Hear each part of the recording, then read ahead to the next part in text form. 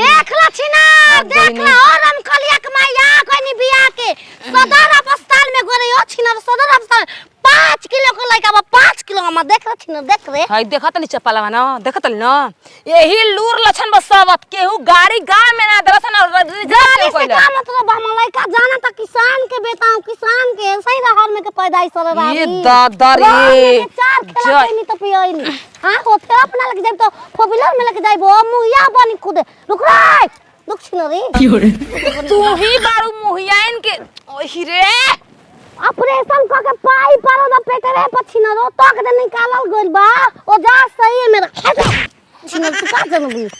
2 kilo के त खेरिए निकल गेल हमरा हल्का मिले भूख पूरा गरी किमसी के कमाल हो सब चला बू की बताइबू गरिया लिया छिना रो गरिया है जलिया वो सरो डहले बारू हमरा के भर रास्ता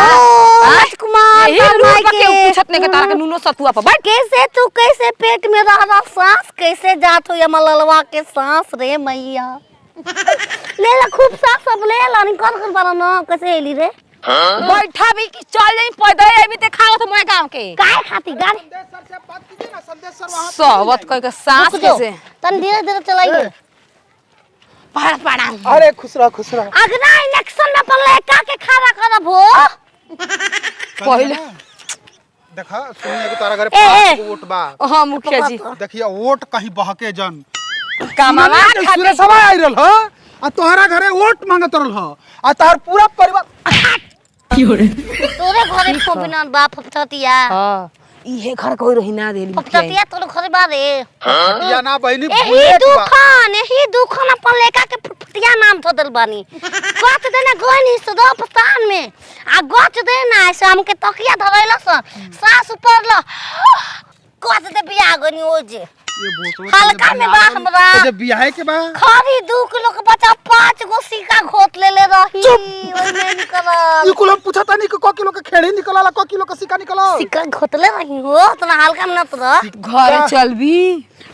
बात होता दो हम के बीच में का इनके समझावा कि सिक्का अगर आदमी घोट तेरा ही मनाइब अपना लड़का के पोसो दिन आई है छिनरी तेरा ही मरल आदमी अरे भोसड़ी छठिहार पहले मन बरई तेरा ही ना मानला तू बड़ाई तेरा ही मैं मनेगे देंगे ना कुल मनावा बहिनी वोट हमके दे दी ह बिलोलो से फना भरवा दम अगला शाम अपन लड़का खड़ा करम का एकरा के ओत में वो 18 साल को होई तब अब ओकरा पूरा नामिया हफ्ते समय का जमन भइल बा हल्का में लेके वो कहां बा सदर प्रसाद में सदर अस्पताल भभुआ भोबुआ गुरे जरे हमनी के ओजे रहनी जो भोबुआ बनारस ले आ गए हो अरे तो बनारस सदर अस्पताल में भाई तो का हो गई छिनरो कतही ना एकरा में तो बबुए में भी आ गए नहीं कत देना का रे ए सुमेर बाबू हम पागल ना है ठीक बा हमके पागल समझत हो लो आवा हो मुखिया जी कहो हो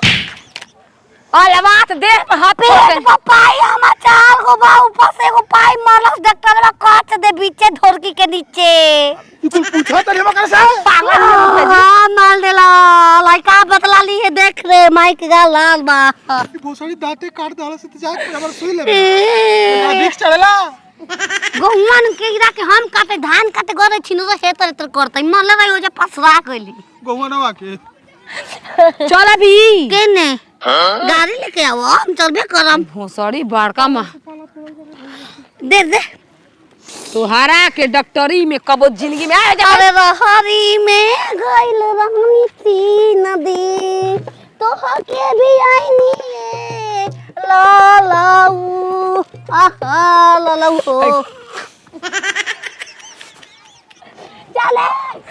डहले बड़ू छिनरो कोठवानी बनिया देख तोर बाप के जाइम तो पियरै छोराइम तोरो के 2 बिंदे में पी तोर देह में ताकत बा छिनर तू पैदल चल हम मर गनी छी खिचर तोर माई के गरिया काहे खते चल भोसड़ो लइका ना बिए तू के मरती जे पसरा के के लइका के देन बाजी साजी नाइम तारा घर छठियारे के दिन अपन लइका के लिपस्टिक लेखा लगाइम पूरा तबे तो ओकरो लाल होखी हो एकर दिमाग बा के छठियारे के दिन लिपस्टिक लगावल जाला और दिमाग नहीं खे हाथ में की छोड़ जात लेकिन तू अपना उजिया देल बड़ के हाथ छोड़ के चल आ धुवाई में करे से घर में जब भोसड़ा पहले पोसा तब ए भगवान जी कैसन किस्मत बा हमार हमरा संगे के आइल के मई के लइका पैका हो गइल लेकिन आज तक से हमारे को तो का ना टूटना भरल। बात ए काबुल का छुआ ले दीदी जी की लड़का हो गए तटे हम दीदी जी थे के साथ उतर रही जाना हमार लड़का ना भइल। ए भोसड़ो बाजी मत तो तार लइका का लई हां देख पगली भौजी के लइका तो माई लिया के बोल पाँचों डॉक्टर की में दिन हैं? के अब तो दूध मांगता अरे सजिनिया सजिनिया जो रे हम खेरी फेकल बन जो अपती से साफ कोया अपरस में हम रेखा के बना कर हुक पर गल का सब अपने के हुक पर गई कि कैसा कर लइका हो गई ऐसे मत कहीं मम्मी दीदी के बाबू जो तो हमारे छानी बाबू बनाओ ही छानी मरई छा वो छानी खाई दीदी जी कहने की चली रहा कि मिस घस से पछताई ना पड़ेगा हमारा पर बात अपनी आगे जियाव एकर के ओइ छ आ ये जे छोड़ एकर घर में घुसाई छटियारी बरही मनी मम्मी जी हम सब काम तोहरा कर संग हम घर में जा का करब ये का भौजी करब घर में घुसाई बोल छिन रो तोहार के अपन लड़का के कोनो खनावे ना देबे ये हम भौजी बाबूजी बेचब का भइल बुआर ये बबू लइका बहुत खुशी के बात दीदी ए बाजी लजा शरम कर के पागल पागल कह दलो देखो को वंश दे दलस घर का तू हो की के नीचे दर्द कबरी तब तो लड़का होई हो काश तारा संगे हमर बियाह हो गई को पता नहीं इका कहते नहीं जी रहुआ बाप तो कहती रे भोसड़ वाली इका कहते नहीं जी रहुआ भगवान के घर में देर है लेकिन अनेर ना अब कतना देर कतना हो आई मैं गांव के बियाह के मेरा तो बाबा दीन के बदहिया बड़ही ना बीते रहो ललना खिड़की तारे झांझले वाला मुहा देखो त मुहारा खेला मम्मी जी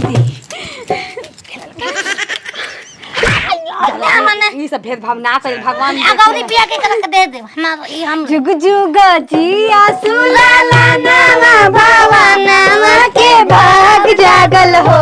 ललना लाल होई है